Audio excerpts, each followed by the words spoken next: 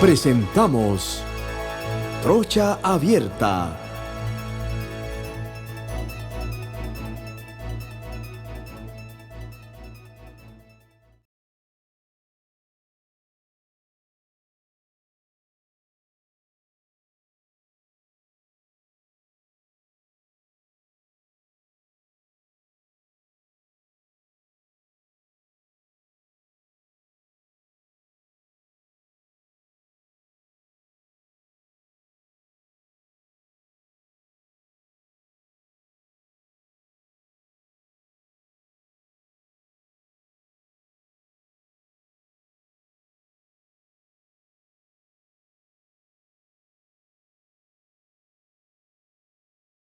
Bienvenidos a todos los que me están sintonizando a través de la gran cadena exitosa a nivel nacional. Hoy es jueves 24.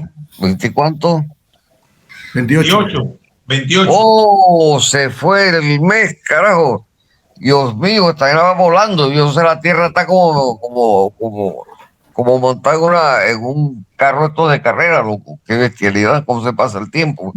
Pero bueno, estamos ya jueves, el preámbulo del fin de semana para descansar, para salir un rato, tú sabes, pues, y sentirse con menos estrés de la semana, ¿no? Así que le damos la bienvenida a todos nuestros oyentes a nivel nacional. También estamos en YouTube, estamos en Facebook, estamos en el canal de televisión etvpanamá.com a las 4 de la tarde. Y bueno, saludo fraternal acá a todas las amistades que tengo en Chitré. Gracias a Dios hemos estado ya, cumplimos 2 años de estar en la ciudad que crece Sule, que es la Berraquera. ¿Ves? Así que saludo también para nuestros invitados. ¿Qué vas a hablar, vaina tu colonense? ¿Qué pasó? Bueno, pues. Saludo cordial a todos los que nos están acompañando en este programa. Tenemos al licenciado Nestalí Jaén. Buenos días, Nestalí. Buenas tardes, Alfonso. Buenas tardes al invitado Richard Morales. Buenas tardes, Agustín. Buenas tardes a todos los radioescuchas de su programa Trocha Abierta. El licenciado presidencial Agustín Sosa Peñalba. Muy buenas tardes, amigos oyentes. Buenas tardes, Richard. Gusto de verte una vez más. Aquí estamos tenemos invitado compartiendo. Hoy tenemos de invitado a un amigo, a Richard Morales. Hace tiempo, Richard, te entrevisté o participaste, sí, cuando estábamos en televisión, ¿no? Así que se me perdió Richard, no sabía por dónde estaba, no tenía el teléfono, bueno. En radio también lo entrevistamos, también. Ah, sí, cuando estamos en la otra emisora, ¿no? Correcto, también lo entrevistamos. Sí.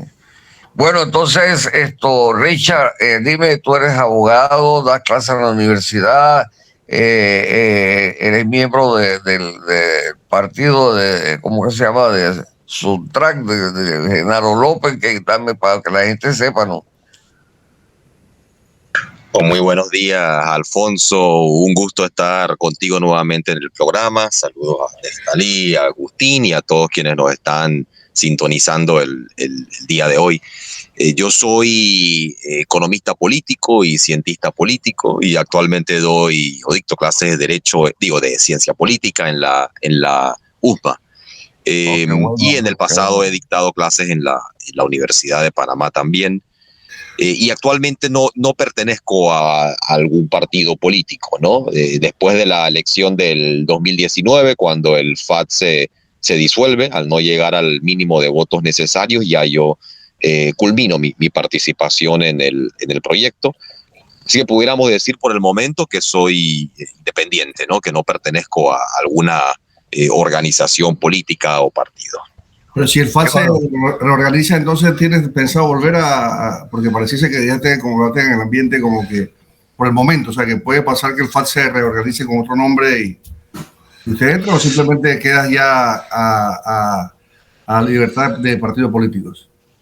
No, yo no preveo que vaya a participar nuevamente con el FAT yo creo que Y evidentemente yo me siento muy orgulloso de haber pertenecido al FAT en la medida que participé en un partido que defendía los intereses del pueblo trabajador. Pero creo que por el momento se necesita un proyecto político nuevo que logre tener la capacidad de organizarse y movilizarse con esa diversidad que tiene ese pueblo.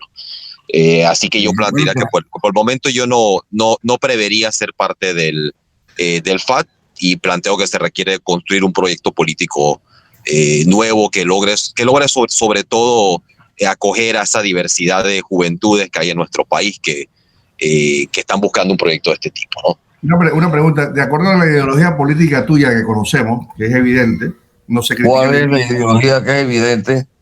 ¿Cómo? ¿Cuál es la ideología que es evidente? Porque yo no tengo ningún conocimiento de la ideología de No, porque sabemos el balance centro, derecha, izquierda, sabemos hacia dónde se mueve Richard. Y lo quiero encajonar en ese sentido, no es por el efecto de darle una etiqueta, sino de acuerdo a sus pensamientos sociales que él tiene, y creo que Richard no me va a dejar mentir porque hemos participado cuando fuimos precandidatos presidenciales en, creo que algún debate, me parece que participamos los dos. La pregunta que quiero llevarlo es, de acuerdo a su ideología, a lo que él se inclina políticamente como ser humano, ¿cuál sería el partido que él en un momento dado pudiese determinar? Si yo quiero entrar en esta línea de conceptos de pensamiento, porque es la que yo considero, por ejemplo, ser un centro izquierda, un centro derecha, esa es la pregunta, no sé si me explico, Richard. Sí, yo digo, y creo que es importante para aclarar con quienes están escuchando el programa que mi posicionamiento político es siempre estar del lado de los desposeídos, ¿no? Siempre estar del lado de los explotados, de los dominados, de los discriminados. Cuando uno habla de ideología, creo que para clarificar qué puede significar eso, porque si uno dice derecha, izquierda, centro, queda ambiguo, ¿no? Porque la gente dice, bueno, ¿qué significa eso? Okay. Así que yo le daría el significado al contenido. Significa estar del lado de quienes son las víctimas de la injusticia, no de los victimarios. Y sobre los partidos en Panamá ahora mismo, yo diría que no hay ningún partido que represente ese proyecto, ¿no? Que represente a la clase trabajadora, que represente a los asalariados, que represente, por decir algo, ¿no? A las personas que no tenían la capacidad de seguir pagando sus deudas con los bancos en el momento en el que se da el cierre de la economía por el COVID-19, o que represente los intereses de las mayorías en las negociaciones de la Caja del Seguro Social. Es decir... Sí, continúa, Richard, continúa. Sí, el argumento sería ese, ¿no? De que no hay en Panamá un proyecto político o un partido, mejor dicho, oficializado que represente esos intereses de las grandes mayorías, y por ende no hay un partido político al que yo pudiera participar ahora. Posibilidad independiente, por ejemplo, si tú tienes la aspiración presidencial para el 2024, irte independiente porque no hay un partido como tal que llene esa expectativa tuya. Sí, yo contemplaría efectivamente algún tipo de participación por la libre postulación, en la medida que un proyecto político que represente esa causa de las mayorías puede vehiculizarse a través de una candidatura por libre postulación, a sabiendas de que cualquier proyecto de libre postulación o independiente tiene igual que representar una causa, unas posiciones políticas, ¿no? Porque el problema a veces es que cuando hablamos de las candidaturas de libre postulación se da por entender de que estas son indefinidas, ¿no? De que quienes corren usando esta figura de alguna forma no representan nada en el espectro político, ¿no? Y si, por ejemplo, ¿quién abrió las puertas a las candidaturas presidenciales de libre postulación? Fue Arjobané, por decir algo, ¿no? Y eso nos permite ver, ¿no? Que bajo esa figura caben personas con diferentes formas de pensamiento, diferentes posicionamientos políticos. Así que sí, efectivamente, yo contemplaría la libre postulación como una forma a través del cual un proyecto que represente los intereses de la mayoría trabajadora en este país puedan tener algún tipo de representación. Pues creo que es importante que esos intereses, esas ideas se representen en nuestro país. Esperanza de cambio. ¿Tú consideras que puede haber cambio en Panamá, del que anhelamos muchos panameños viendo esta situación que hemos visto cómo estos gobiernos que vienen de la partidocracia han llevado a esta nación a esa desigualdad, a ese pueblo que necesitado, que ha sido golpeado, como tú dices, que lo han marginado, que no le han dado la oportunidad? ¿Crees que hay alguna esperanza de cambio en este país a corto, mediano o largo plazo?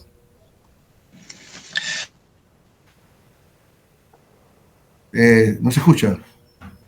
Pensaría que lo hay. En la medida la ciudadanía tenga, en la medida disculpen la breve interrupción, en la medida la ciudadanía tenga la disposición de organizarse, de movilizarse, de apoyar propuestas nuevas, transformadoras, disruptivas. Es decir, tenemos que estar dispuestos a desafiar el status quo y que eso implique que se puedan ir conquistando espacios para esas nuevas propuestas, sea en los gobiernos locales, en las diputaciones, sea a nivel nacional ya con la presidencia. Pero creo que es importante que tiene que darse esa posibilidad de que esos proyectos estén disputando esos espacios, ¿no? Porque claro, si vemos los partidos dominantes en la actualidad, son defensores del orden actual, son defensores de proteger los privilegios que se mantienen en este país, de mantener la precariedad de los servicios públicos, por decir algo, tanto en educación como salud. Panamá es uno de los países de la región, el segundo en la región que menos invierte en política social, por ejemplo, y esto incluye educación, salud, vivienda. Vemos que durante la pandemia no se aprovechó para que se dé ningún tipo de transformación del sector educativo, a pesar de que era la estrella en la propuesta del partido de gobierno. Pero más allá del partido de gobierno, el gran problema también en la política panameña es que efectivamente los partidos de oposición no representan nada distinto. Y muchas de las figuras, incluso que están hoy hablando de correr en las elecciones, no representan algo distinto. Representan una cara diferente, eso sí, o caras diferentes, pero que a la larga defienden el mismo tipo de país que tenemos en la actualidad. Pero mi esperanza es que eso lo podemos cambiar porque los panameños estamos cobrando conciencia cada vez más de la raíz de los problemas, porque para cambiar un país tenemos que ir a la raíz de los problemas. Y parte de la raíz de los problemas tiene que ver, por ejemplo, con el tema que surgió por la negociación de los puertos, por ejemplo. Y quedó muy claro entre la ciudadanía un nivel de conciencia en torno a que estamos entregando uno de nuestros principales activos, parte de los activos estratégicos de este país, lo estamos entregando prácticamente a cambio de nada. Así que ahí yo diría que yo mantengo esperanza en la medida que veo una conciencia creciente entre nuestro pueblo, entre las nuevas generaciones, a pesar de que en contra de esa esperanza hay quienes argumentarían que las maquinarias de los partidos que utilizan el dinero para tratar de comprar los votos, dinero que reciben de los donantes de campaña, que después tienen gobiernos hipotecados a ellos, que pasan políticas públicas, proyectos de ley, fallos en la Corte Suprema, que en vez de responder a lo que dictamina la ley o los intereses del pueblo y las mayorías, termina respondiendo a los intereses de quien compró la campaña, de quien usó su dinero para poner un presidente, un alcalde, un representante, un diputado. Y contra eso es en parte lo que tenemos que pelear, una política que ha sido corrompida, ¿no? Pero esa esperanza está en el hecho de que el pueblo, las mayorías, pueden ir y van cobrando poco a poco conciencia de esto, y en la medida logramos victorias en el terreno, eso ayuda a generar cada vez más optimismo. Por ejemplo, viene el gran debate del seguro social. Se va a cumplir ese proyecto de privatizar la caja del seguro social, de negarle pensiones a los asegurados para que terminen solamente recibiendo un dinerito en una cuenta individual que no les va a alcanzar más que para, ni siquiera para siquiera cubrir la canasta básica. O vamos a lograr defender y conquistar un seguro social donde hay un beneficio definido, una pensión como un derecho para los asegurados, bajo un esquema solidario.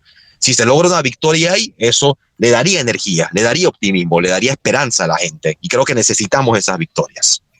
Y tu balance, Richard, espérate, Agustín.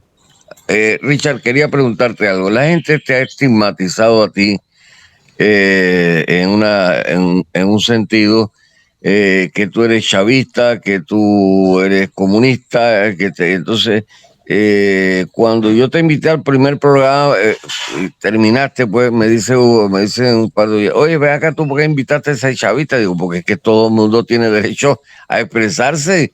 Si es que si él dice cuáles son sus ideas y las dice con convicción, etcétera, hay que respetar esa posición. Entonces yo quería preguntarte para que quede esa duda despejada o aclarada, como sea.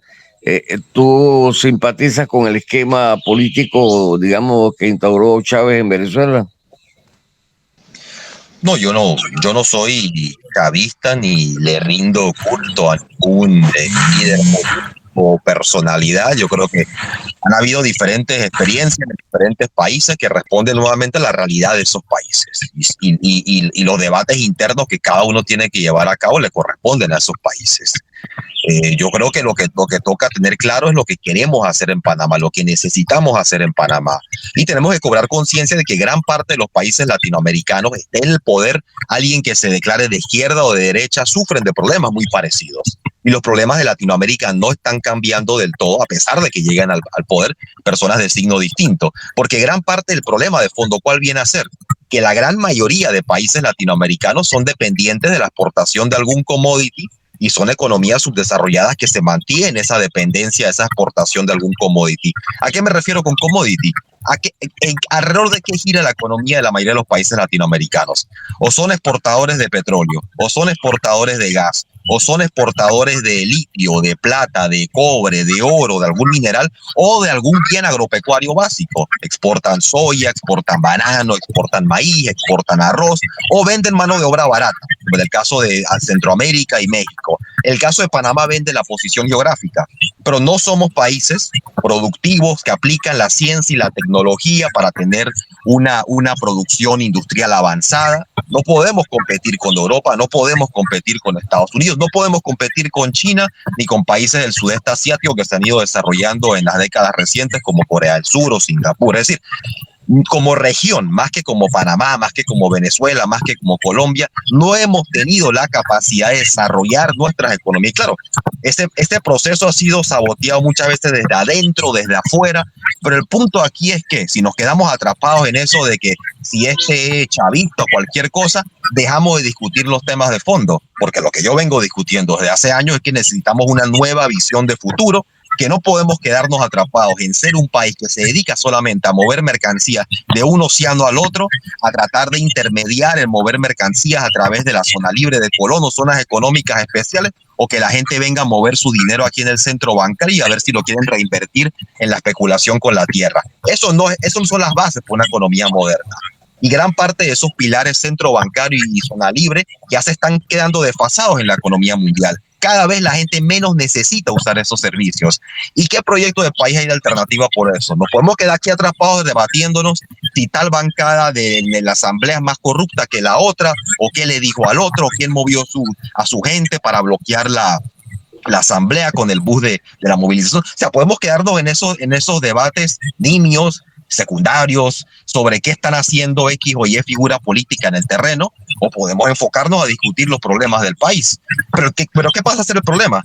Que mantener el orden establecido beneficia a unos intereses determinados. Así que se evita hablar de los problemas de fondo. Y al que quiera hablar de los problemas de fondo, del problema en el modelo de desarrollo de este país, que ya está agotado, y no porque lo diga yo, sino porque lo están diciendo incluso los europeos, los estadounidenses y otros sectores que dicen, yo no necesito los servicios que ustedes ofrecen ya, su economía ya no me es tan útil. Y así que un modelo que se ha quedado agotado en un mundo que está cambiando tecnológicamente, productivamente, una velocidad increíble, y no estamos hablando de eso. Pero claro, para proteger los intereses dominantes es más fácil atacar a esas personas y decirles, no, es que ese es un chavista y él está hablando y él lo que quiere hacer es destruir la economía. Cuando lo que está planteando aquí es avanzar hacia una economía superior, una economía más avanzada, que utilice el único bien infinito que existe en el mundo. ¿Cuál es el único bien infinito que hay? El conocimiento. Y tienes que usar el conocimiento para desarrollar la economía. Por ejemplo, más que un país que solo se dedica a mover mercancías de un océano al otro a través del transporte, que podamos utilizar nuestra infraestructura logística para generar complementariedades con la producción industrial y agropecuaria y poder extender esa complementariedad hacia la región. y que empecemos a poder generar las economías de escala que permiten a este país y a sus vecinos desarrollarse. ¿Y quién quita que en 2, 3 décadas podamos ser una potencia también como región y que pueda hablar de tú a tú con los europeos, con los chinos, con los estadounidenses y que no tengamos que estar suplicando que nos traigan inversión extranjera, sino que nosotros podamos llevar inversión a otras regiones del mundo? Porque aquí lo hemos Lo que pasa, Richard, con un complejo de inferioridad, una región del mundo que tiene que suplicar a las demás. Y yo creo que aquí tenemos que empezar a pensar cómo nuestro país, nuestra región puede ser potencia en el mundo. Richard, perdona que te interrumpa. Yo estoy muy conectado con el pensamiento tuyo y la verdad que me ha gustado mucho que hablemos de esto.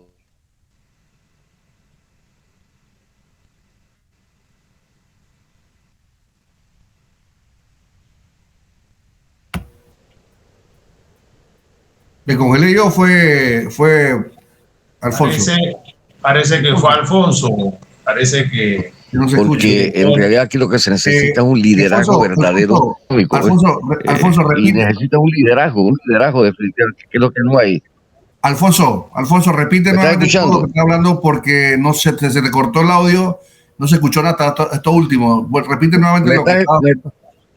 ¿Me estás escuchando? Ahora sí, se cortó. Ahora se cortó. Yo lo que estoy diciendo es que Panamá lo que necesita es un liderazgo que siga a ese líder, ¿verdad?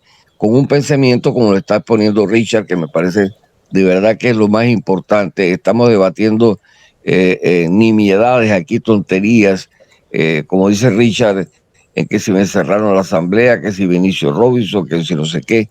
No hay un líder que nos conduzca hacia ese camino, lamentablemente, con un pensamiento social, y eso no significa que seas ni comunista, ni chavista, ni castrista, ni nada de eso, con un pensamiento global, macroeconómico, donde desarrollemos el país, no estemos pensando el planteamiento de traer inversiones extranjeras, no. Nosotros tenemos que desarrollar nuestras inversiones y tenemos, como dice Richard, el canal de Panamá, que no puede ser para pasar barco nada más de un océano a otro.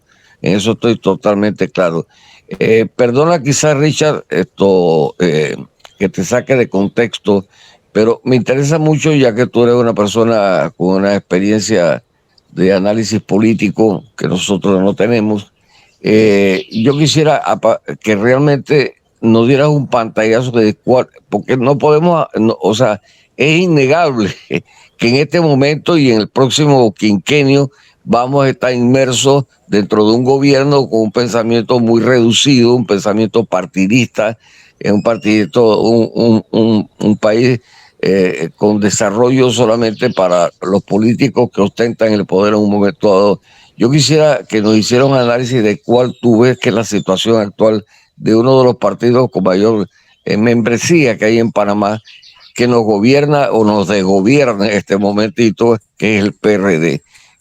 Porque la gente está buscando un camino donde meterse y sería bueno que sentir de la parte tuya cuál tú crees que es la situación actualmente de cara a las elecciones que vienen del PRD. Claro, Alfonso, y creo que, dentro de esa discusión sobre la ruta hacia el desarrollo de nuestra economía, utilizando la ciencia y tecnología, para lograr un desarrollo auténtico, no se puede obviar sin lugar a dudas lo que pasa a lo interno de los partidos políticos, lo que sucede a lo interno de las discusiones políticas, porque a fin de cuentas son las organizaciones a donde se elige a quienes van a tomar las decisiones en el país, porque a fin de cuentas alguien tiene que tomar esas decisiones sobre cómo va a cambiar o no va a cambiar nuestro país, ¿no? Así que sí, yo creo que es vital que podamos hacer el análisis de lo que sucede a lo interno del PRD y de los demás partidos y de la asamblea, ¿no? Y ahí yo plantearía que lo crucial es tratar de entender qué intereses están representados a lo interno del PRD ahora mismo, porque generalmente cuando uno analiza la política uno dice hay que partir de la correlación de fuerzas, ¿no? Y yo sé que ustedes lo saben por la experiencia y el conocimiento que tienen sobre temas políticos, y uno analiza la correlación y dice, ¿quién tiene la fuerza para tomarse los espacios de mando y toma de decisión y a partir de ahí poder promover sus intereses? Porque hay que tener claro que la correlación de fuerza es a la vez una correlación de intereses, ¿no?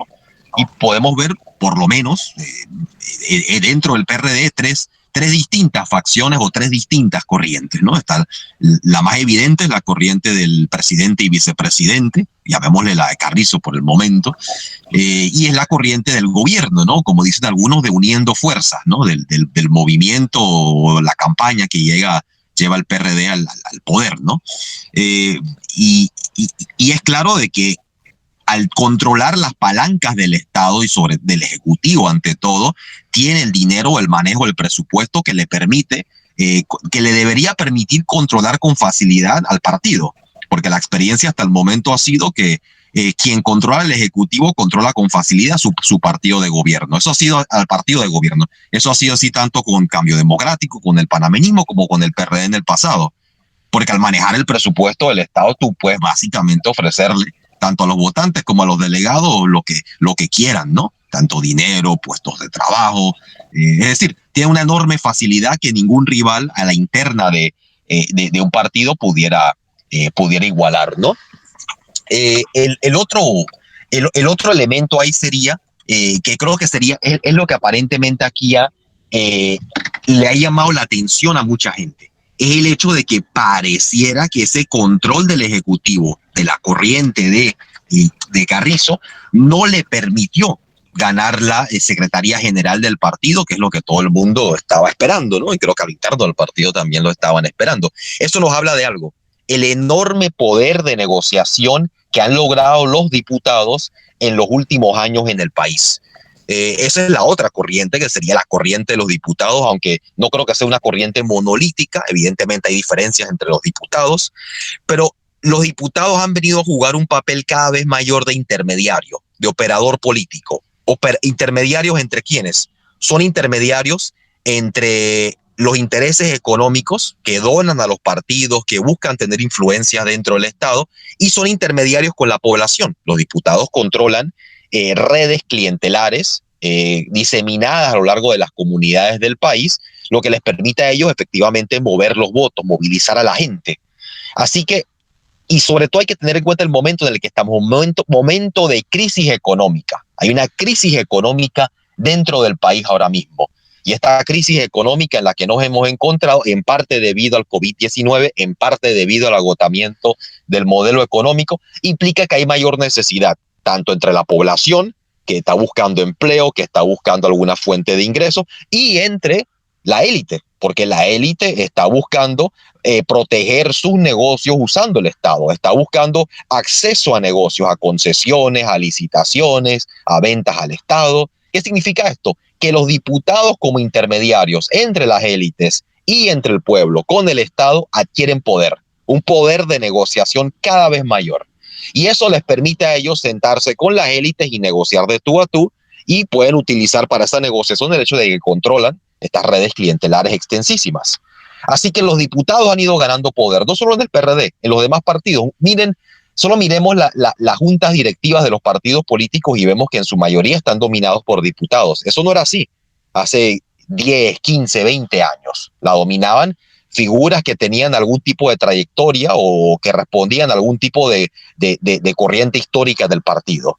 Así que ahora mismo tenemos partidos dominados por diputados, y el hecho que la corriente de Carrizo no haya podido llegar a un acuerdo con la corriente de Benicio nos habla del poder creciente que tienen cada vez más de negociación con los diputados, con el Ejecutivo y con los grandes donantes de campaña, ¿no? Así que ahora y la corriente de Pedro Miguel, que es la tercera corriente, que representa ese PRD más tradicional, más de una allegados a la tendencia o al torrijismo, si lo queremos ver así, que termina que termina favorecido por la disputa entre el Ejecutivo y la corriente de Benicio, en la medida de que se encuentra una posición de poder negociar con la corriente de Benicio, mantener la Secretaría General del partido y negársela al candidato de Carrizo, que efectivamente es Rubén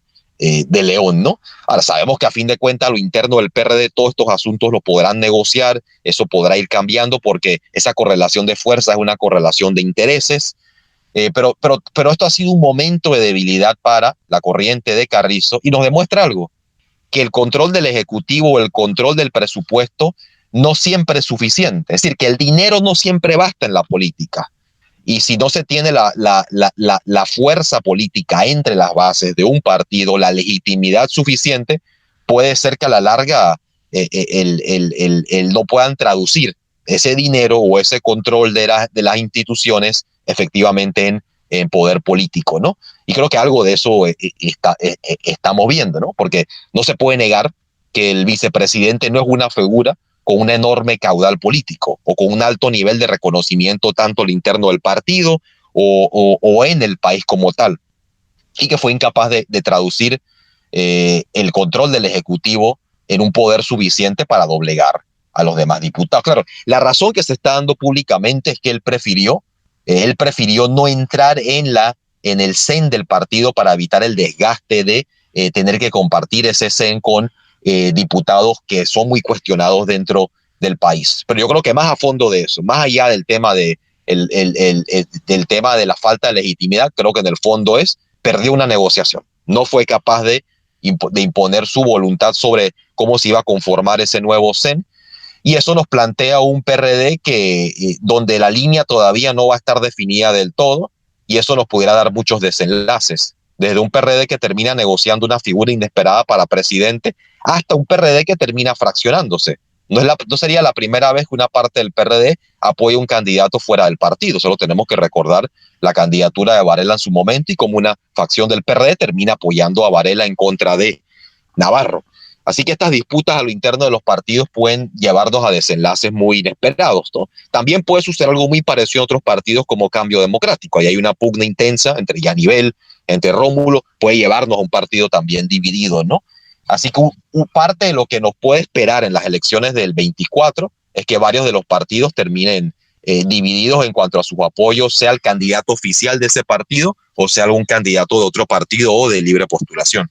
Bueno, Richard, estamos hablando precisamente de que para mi concepto Gaby Carrizo va a recibir una derrota porque Vinicio Robinson y Pedro Miguel González, a pesar de que han podido tener diferencias, se han manejado durante 5 años en perfecta armonía, pues. Y ahora con este escenario planteado de un legislativo en contra del ejecutivo, me han dicho muchas amenazas en contra de Vinicio, de votarle a toda la gente, por aquí, por ahí. Esto va a encender más la mecha y a mí no me extraña para nada que Pedro Miguel González se quede como secretario general por acciones de venganza definitivamente y de conveniencia también, porque al final de cuentas son las mismas reces. Y Gaby Carrizo, cuidado que no es el candidato del PRD. Cuidado que traiga una figura, aunque le moleste a mi querido Nestalí, con Martín Torrijos, porque no veo en el escenario otra figura, ¿no? Sí, de acuerdo. Yo veo muy posible que Pedro Miguel, contra todo pronóstico previo a las postulaciones, se mantenga como secretario general. Pues parecía muy evidente desde afuera que la alianza que existió en su momento entre Carrizo y Benicio iba a asegurar que Benicio fuera presidente y Carrizo secretario general, ¿no? Pero pareciera que efectivamente Pedro Miguel, dado las circunstancias, va a poder mantener la secretaría general y que efectivamente esta muestra de debilidad a lo interno del partido se traduzca en que Carrizo tampoco pueda ser el candidato a la presidencia y terminemos con algún otro candidato que pudiera ser, como bien indicas, Alfonso, o una figura ya conocida como Martín Torrijos o alguna otra figura a lo interno del partido, o incluso algún tipo de candidato sorpresa, aunque eso creo que es menos probable dentro del PRD, los candidatos sorpresas, digamos, figuras no muy conocidas, pero que tengan el apoyo de liderazgos a lo interno del partido. Creo que se tiende a dar más cuando hay un partido, digamos, donde hay un claro dominio de alguna figura, ¿no? Y ese no es el caso ahora mismo en el PRD, pero pudiéramos ver que algún ministro termine siendo impulsado o quien quita aspirantes que antes han también han querido correr, ¿no? Un Samuel Luis o incluso un renovado intento de Pérez Valladares o de Navarro. Digo, quedaría eso en el aire en la medida que estas son figuras que han aspirado en las últimas elecciones también.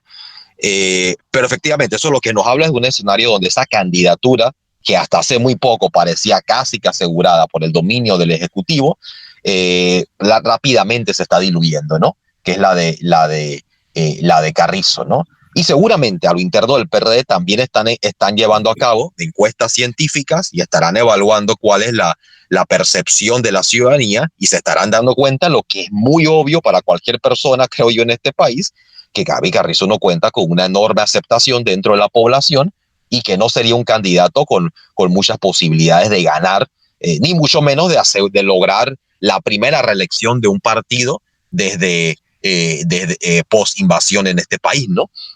Así que yo efectivamente estaría de acuerdo con lo que planteas, Alfonso, en que posiblemente el vicepresidente no sea el candidato del PRD.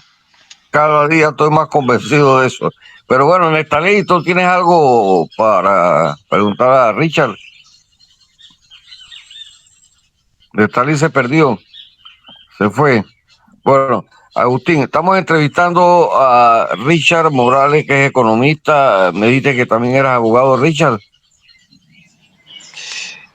No, soy economista político y cientista político, así que estoy en el campo, digamos, interdisciplinario, ¿no? Dicto clases en escuelas de derecho, pero solamente de política, ¿no? No de... Okay. No de Agustín, ¿tienes alguna pregunta? Porque veo que Nestalí como que se me fue. Bueno, sí, yo estoy escuchando el análisis de Richard y claro, sí, yo estoy de acuerdo con lo que él ha planteado todo, ese dominio que hemos dicho con antelación y muchas veces lo hemos dicho aquí en el programa, donde creemos que el dominio que tiene la Asamblea hacia Nito ha sido fuerte y lo tiene totalmente doblegado, porque aquí hay una lucha no de poder por país, porque esto no se trata que si la lucha fuera porque yo estoy en desacuerdo con que el Ejecutivo está haciendo cosas que no van acorde con una nación, entonces tú dices, es bueno ese balance. Pero sabemos que el balance que se está moviendo a través de la Asamblea no es un tema nación, un tema país, es un tema de política, de economía personal. Por ende, yo siento y pienso que Nito Cortizo, como está en la misma sintonía por parte de la Asamblea, ellos de igual manera van a tener que ser doblegados oficialmente y darle a Vinicio Robinson, si vemos desde ese punto de vista, lo que él necesita o pide, porque si no, el resto o lo poco que le queda de gobierno al señor Nito Cortizo va a ser un desgobierno más que lo que hoy está dándose en el país. Así que vamos a escuchar, por ejemplo, yo no sé qué tú opinas sobre eso, la firma de los 16 corregimientos que inventó el señor Vinicio Robinson, que eso no es otra estrategia más que es política, más que económica, social. Va a firmar todo lo que le pida a la Asamblea. Cuando él pida, como en una ocasión, no sé si se acordarán, en una ocasión pidieron, el Nito pidió 468 millones de dólares, de los cuales 68 creo que eran de la Asamblea, previamente a estos movimientos políticos que tienen ellos internos. Entonces, yo me doy cuenta realmente que hay un secuestro. Ahora, ¿cuál es tu consideración? ¿Se mantendrá ese secuestro, de acuerdo a lo que te estoy planteando y hablando yo, Richard? ¿Se mantendrá ese secuestro? Porque Nito sabemos que no es presidente, no es miembro de corazón de un partido político. Usó un partido político como trampolín para sus aspiraciones que se venían de hace muchos años. Pero ¿podrá Nito Cortizo, bajo ese poder que tiene Vinicio Robinson, decir hasta aquí se acaba todo? Te pregunto. Yo creo que en la medida que se intensifica la guerra a lo interno del PRD, que ellos no logran llegar a un acuerdo, aunque nada quite que puedan en un futuro inmediato llegar a algún tipo de acuerdo, yo creo que eso va a impedirle a Cortizo poder manejar las postulaciones para las próximas elecciones a su antojo, o por lo menos de una forma que no conduzca a un desenlace que no favorece ni a Cortizo ni a Benicio, ¿no? Aunque aquí sospecharía que Benicio tendría la capacidad de caer de pie, por ponerla así y hacer la analogía con el apodo del gato, ¿no? Todo parece indicar, ¿no?, que a pesar de ese control del Ejecutivo y que él pueda tratar de presionar a Benicio, de presionar a los diputados, digamos, con la amenaza de quitar nombramientos, con la amenaza de recortar presupuesto, creo que estamos hablando de un gobierno que desde el inicio ha reconocido que tiene una capacidad política limitada en el país. Es decir, que no tiene la fuerza para lidiar con una oposición beligerante o con fuertes protestas o movilizaciones sociales. Un ejemplo de esto lo podemos ver con el tema de la Caja del Seguro Social. El propio gobierno reconoció de que no está dispuesto a plantear una reforma en este momento porque tiene el temor de no poder lidiar con movilizaciones en contra de esa reforma, parecidas a las que ya vimos en el país en el 2005 contra la ley de reforma del Seguro Social en ese momento durante el gobierno de Martín Torrijos. Así que la capacidad del gobierno, creo yo, de Cortizo para enfrentarse a Benicio creo que es muy limitada. Creo que no está dispuesto a arriesgar los niveles de inestabilidad a lo interno de la Asamblea, a lo interno del Ejecutivo, a lo interno del partido y, ¿por qué no?, a lo interno del país, ¿no? Y puede que trate de presionar con temas, por ejemplo, como la creación de los nuevos corregimientos. Ahora, hay que dejar claro que estos corregimientos son inservibles. No creo que es muy evidente para todos de que estos corregimientos no resuelven los problemas de las comunidades, sino que simplemente sirven para que las figuras que vayan a controlar esas juntas comunales y esos municipios terminen quedándose con una mayor tajada del presupuesto del Estado. Es una forma de apropiarse de recursos, porque los corregimientos en el país no tienen prerrogativas reales, no controlan servicios públicos fundamentales. Y en la medida que no controlan esos servicios públicos, darles dinero es casi que despilfarrar dinero. Porque tú quieres invertir el presupuesto ¿en qué? En el presupuesto de educación, en el presupuesto de salud, en el presupuesto de recolección de basura, que ha sido privatizado, tercerizado en gran parte de los municipios del país. Uno quiere invertirlo en la provisión de agua potable y nada de eso, o de infraestructura, de caminos, de calles, puentes, nada de eso tiene que ver con las juntas comunales. Así que crear más juntas comunales no resuelve ningún problema real de la gente. Lo que le da es más presupuesto. Incluso te das cuenta que hace 2 días atrás Nito ya firmó una ley de creación de unos corregimientos en la provincia de Coclé. O sea, él está totalmente dominado, y como ninguno de las esferas de ellos, que son 3, como tú dijiste, yo bien lo hemos planteado aquí, ayer estuvimos entrevistando al profesor Stu, también planteó lo mismo, porque eso es evidente.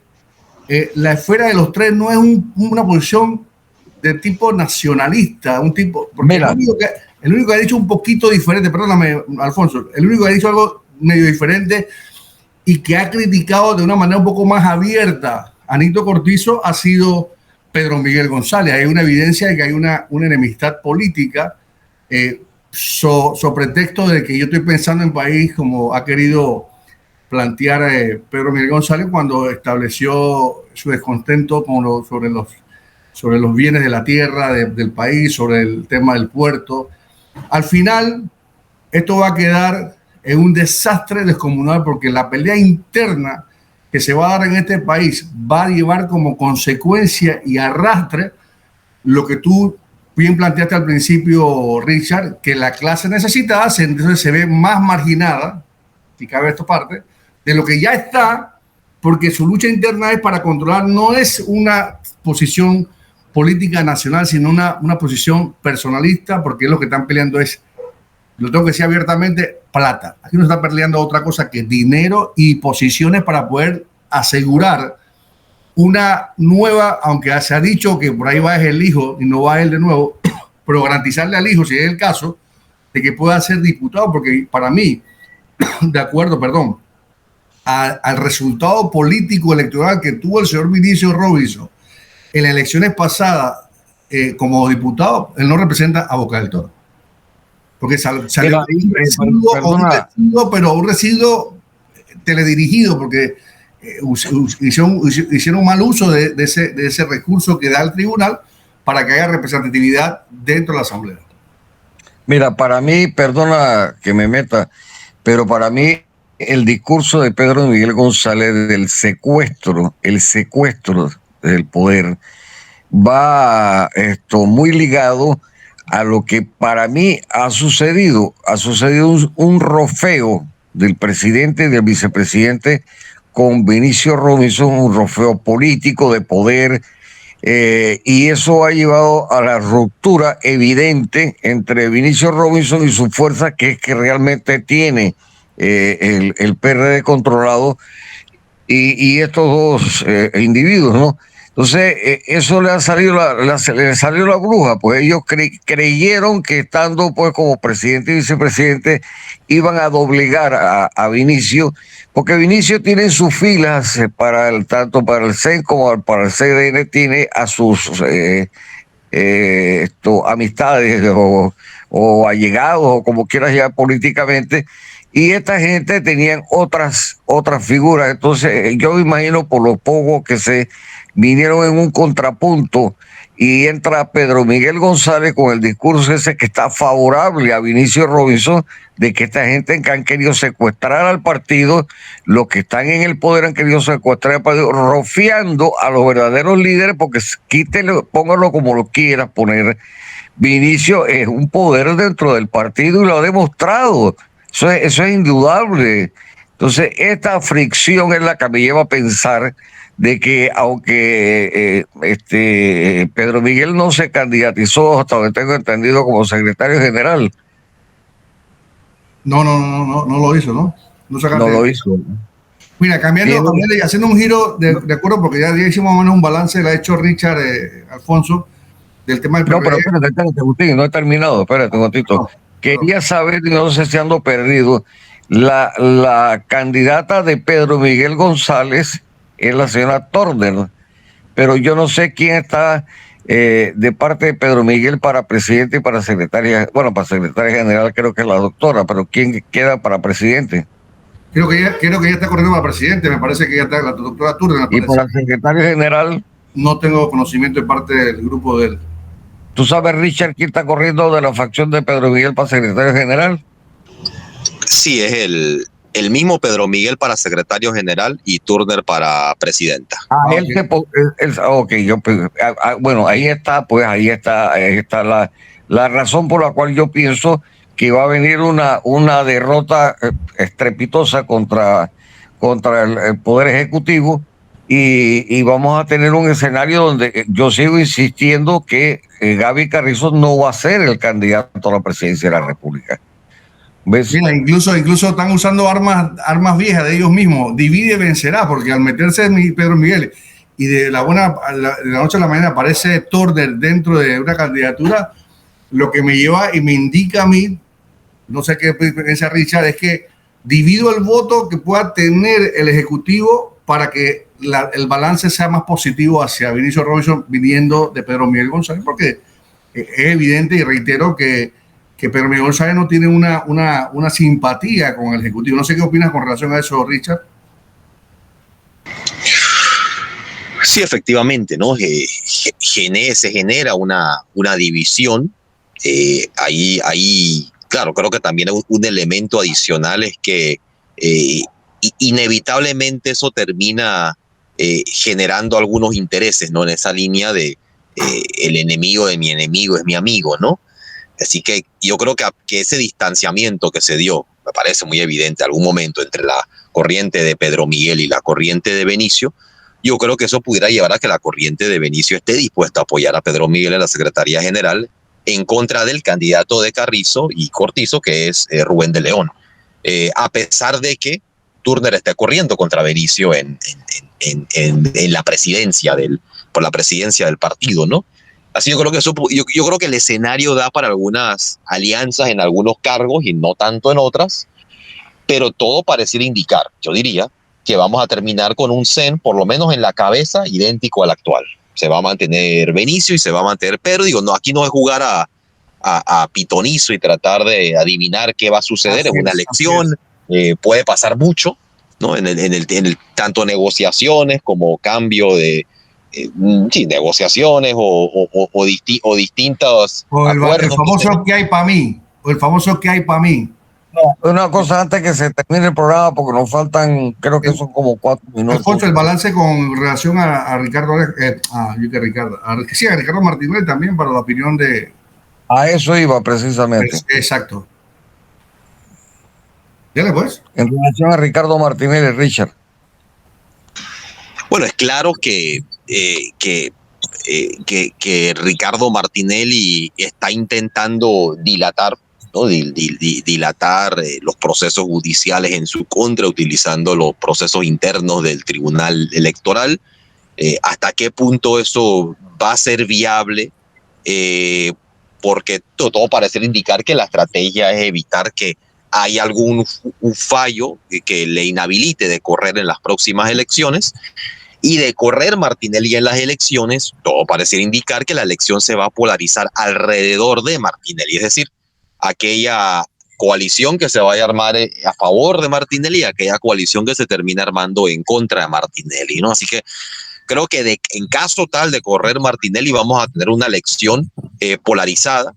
En caso tal de que no corra, creo que vamos a enfrentarnos a una elección mucho más fragmentada, ¿no? Creo que para algunos, por ejemplo, para algunos partidos como el PRD puede que le convendría que Martinelli no corra, tener una elección lo más fragmentada posible. Pero bueno, pero más allá de esos factores, creo que el factor más incierto en torno a las próximas elecciones, efectivamente, es si Martinelli va a poder correr o no. Y es un tema en el que incluso tiene un alcance internacional, ¿no? De un alcance internacional en el sentido de que es un tema de interés para los estadounidenses. Y aquí lo hubiéramos visto con la visita de Blinken y los temas que hayan hablado más allá de lo que aparezca en la agenda oficial, ¿no? Pero aquí mucho parece que se va a determinar en las cortes, aquí mucho se va a determinar en torno a si va a poder evitar o no que haya un fallo desfavorable que lo inhabilite. Ahora, dicen bueno, los juristas que han conversado con nosotros aquí y han hecho análisis de tipo legal, dice que el tiempo que queda de este momento a las elecciones no va a existir el alcance jurídico de inhabilitación. Se congeló, Agustín. Me congelé, aquí estoy. ¿Me escuchaste, Richard, lo que estaba yo planteando, Richard, o fue Alfonso? Richard. Sí, te escuché. Richard, ¿tú me estás escuchando? Entonces, tú te congelaste, entonces, porque Richard me está escuchando bien. El tema es que no, se fue la señal, pero ya el tiempo se nos fue. Bueno, yo quería terminar con ese punto, ¿no? Lo que pasa es que ayer me cortaron el programa porque no cumplí con el horario, ¿me explico? Entonces quiero ser respetuoso en ese tema y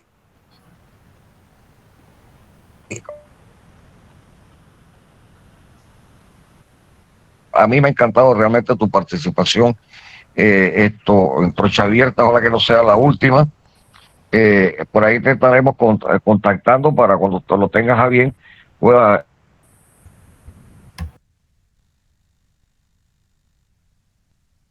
incorporarte aquí. Pues, y antes de terminar, quería mandar un gran saludo a un amigo de mucho tiempo, Fulín Saavedra, como lo conocemos aquí en Chitré. Fulín Saavedra acaba de instalar un laboratorio, déjame decirte con toda sinceridad, y por eso lo felicito, porque es un empresario que está generando no solamente oportunidades de trabajo, sino dándole otra cara no solamente a la ciudad de Chitré, sino también a las provincias centrales, un laboratorio de primer orden. Y está montando una farmacia que la fuimos a visitar antes de ayer, realmente al estilo de las grandes farmacias. Nosotros lo felicitamos. Todo está ahí en los locales donde está Leonardo, Plaza Leonardo. Un saludo y realmente te deseo lo mejor del mundo, Fulín, para ti, para tu familia, por este tremendo esfuerzo que estás haciendo, dándonos pues, a los chitreanos, sobre todo, la oportunidad de tener un tremendo laboratorio y esta farmacia que pronto se va a ignorar. Richard, muchas gracias por estar con nosotros. No, muchas gracias a ti, Alfonso, por la invitación. Cuenta conmigo siempre para participar en el programa. Y un gran saludo también a todos los amigos en Chitré. Mi esposa es herrerana, ocueña, así que tengo un gran cariño por la provincia. ¿Aló? Gracias.